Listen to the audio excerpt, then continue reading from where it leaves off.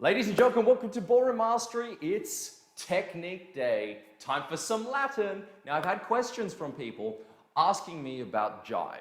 And jive is a beautiful dance. It's a lot of fun, it's a lot of energy, but often it's a little bit feared, right? Because of the speed of the music and the tempo.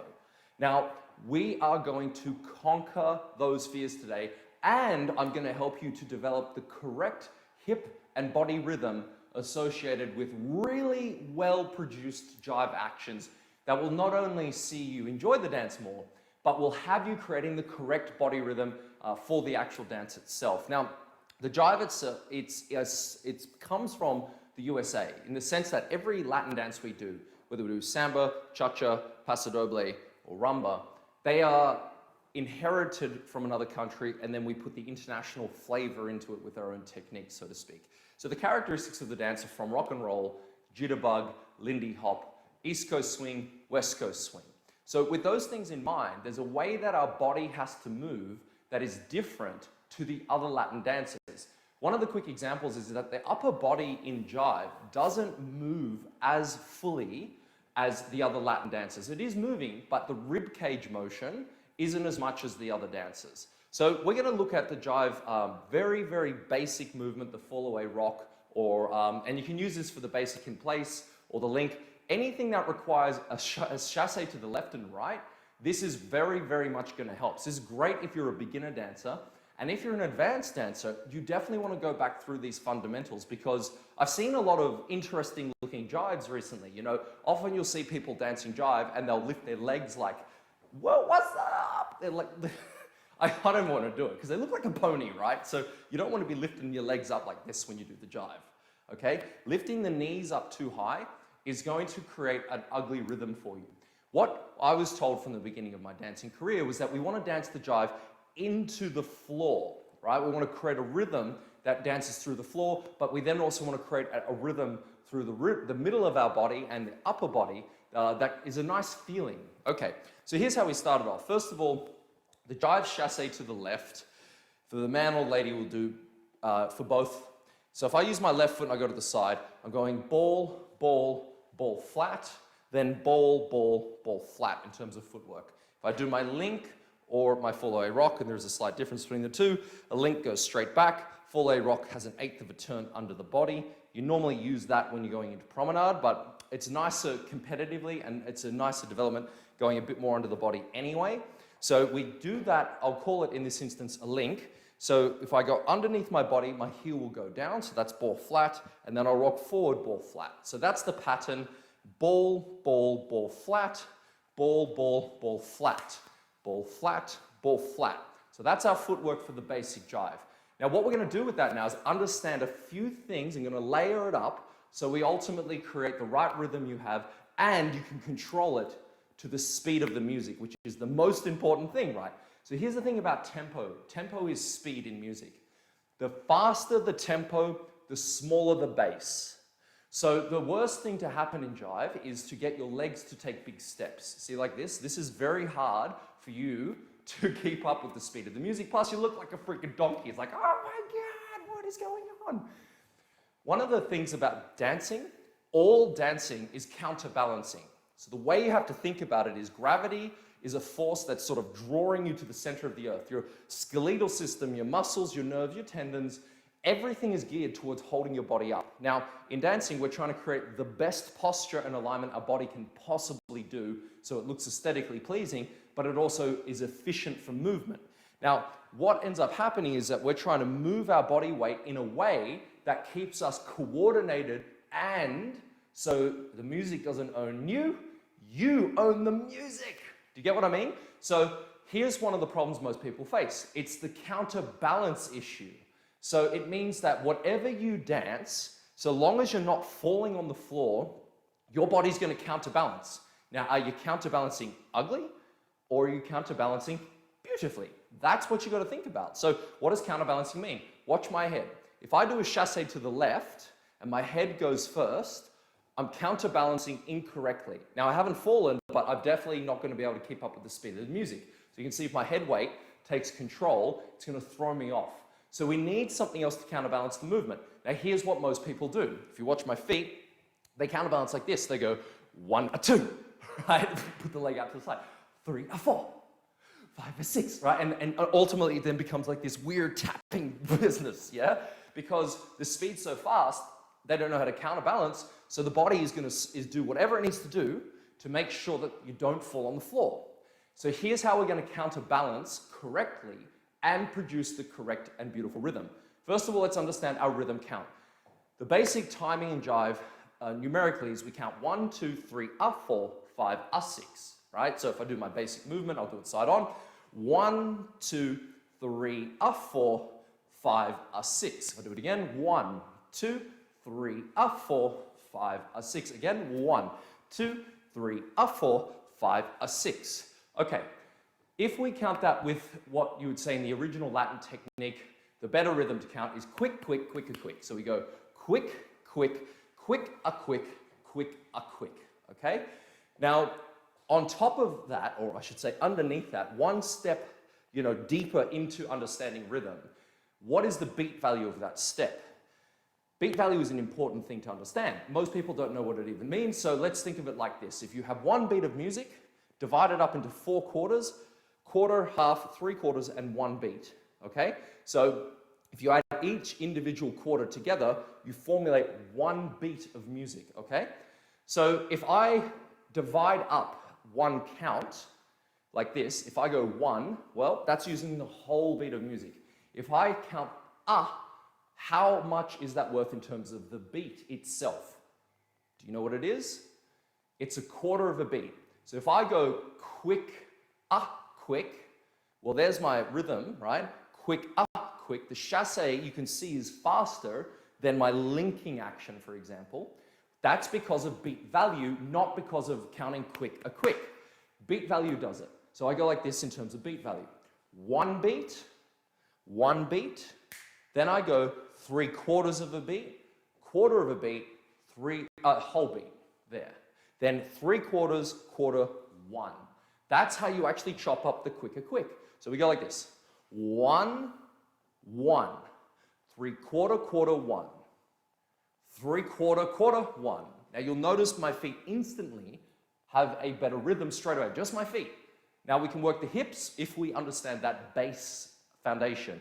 So if I go 1, 1, 3 quarter, quarter, 1, 3 quarter, quarter, 1. 1, 1, 3 quarter, quarter, 1, 3 quarter, quarter, 1. Life is going to be amazing. So here's the thing. That's our rhythm count. Now we have that in our feet and we understand it. Let's talk about the hips. What type of action do the hips make in jive? Well, they don't do what rumba, right? We're not trying to like circle them. We're not trying to create a figure of 8. We're not really even doing lateral motion. Think of the word swing. We're doing a pendulum swing. So like Newtonian balls, if you drop one and it goes that way, it hits another ball and goes up, that's sort of the idea. However, the better word to think of is contra.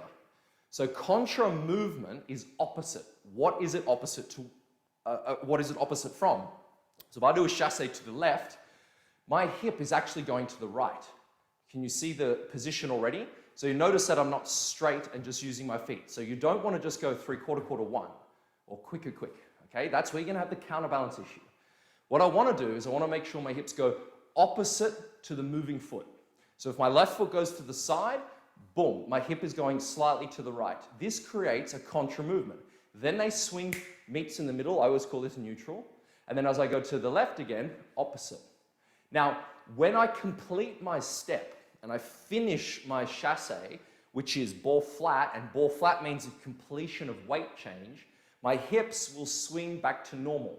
From here, it commences to go the opposite way again. Opposite, because I'm moving to the right, my hip will go leftward. Now I can go to the left, neutral, and then back again. So you can see the hip action now. This is called the contra hip action. So if I do a link, for example, my hip will open. Because of the weight, it'll rock forward, and then I will go opposite. Opposite, neutral, opposite, normal. Opposite, neutral, opposite, normal. Yeah? So that's how the hip rhythm starts to develop. So anytime we look at our footwork, which is why I do these, I teach so much basic work, is because if we understand our feet, we can understand our feeling ultimately through good weight control. So if I go like this with my left foot, and I put the heel down, That's one whole beat of music. The heel must lower. The biggest problem dancers face is because of the speed, they forget to put the heel down. You can't get away from that technique. The rule is anytime you use a whole beat of music, put your heel on the floor. So if you've got a link or a lunge, anything, the heel goes down for the whole beat, the heel goes down for the whole beat. If you have split beats, which is like the quarter beat, we have a rule of going on the ball of the foot. So that's why the chasse is on the balls of the feet. Now it isn't on the toes, so you don't chasse up here, okay? This is too high. So I want to make sure that my heel lowers for the whole beat, my heel lowers for the whole beat, ball of the foot, the heel's just off the floor, just off the floor. Because of the next whole beat, the heel goes down. Now as I continue my movement, I'm going to let my hip go to the left because of the opposite movement. Then I can go ball, ball, ball flat, and do a complete weight change. With those two elements functioning, you're going to create a superior rhythm. You are going to feel so in control of your jive, it'll shock you. You'll be like, this shit's slow. Jive ain't fast, right? The music is too slow. You know, it's funny when people say to me, the music's too fast. I say, no, it's not. You're too slow. And what you've got to get right is your weight control. And part of that is your feet. Part of that then is your hips and how they function. And remember, you're always going to be counterbalancing your body. One last expert tip for you. So for those who are developing this rhythm already and those who are going to develop it, there's one more thing that your upper body does. So there's a new development in dancing over the last, let's just say 10, maybe 15 years. And it's called rib cage motion. So all of the dancers in ballroom dancing have developed because of the dancer's expression coming now through the rib cage, right? The ribs formulating rhythm of their own in relationship to the hips and feet. So in jive, as I said at the very beginning, you have a very minimal rib cage motion. So you shouldn't see this in jive, right? It's awesome, isn't it? Nice. This is weird. So here's what happens. You're chasseing to the left. Now remember, this is going to be a little bit more advanced, actually a lot more advanced. When you go to the chasse to the left, we know that our hip is already going opposite to the moving foot. Your upper body will then also, your rib cage will go with the moving foot. So we're going opposite like that. So notice that if you look at the buttons on my shirt, even if I do my hip, my upper body, it wants to move. I should not be vertical in the middle. I want to make sure that my sides work as well as I do my chasse. 1 and a 2, straighten up, 3 and a 4. The last thing I want to make sure I mention this, the knees in jive also assist in the counterbalancing. All steps in jive have what we call a veering in. So you see how my knees are coming towards each other into a V. Think of V for veer or veer for Vaughan, right? And so if I do my link action there, no problem, ball, heel, and I go to do my jive chasse, as I take my side step there, my knee is already slightly in. Now don't exaggerate this because it's going to look too feminine if you're a man and it's going to look a bit too exaggerated if you're a lady, okay? So it veers in though, but it's not straight. See the difference? I won't be able to get the correct footwork if I do that. So that's the side step. Then I can close normal legs, right? Then to the side again. And as I go to the side, notice my foot first, my knee's in, and my hip starts to rock onto it and straighten up. This is super deep technique, but by the way, this is what you master. This is why I'm teaching it. I'm giving you all of the secrets to how to do your chasses effectively and take them from beginner level right up to professional, beautiful aesthetics, making it look easy. Most important, as you're doing this, have fun. Like, laugh at yourself. If you look ridiculous, awesome, right? Like, you know, that's the point. You're trying to fix it because how are you looking now, right? We know that we want to fix that for the future.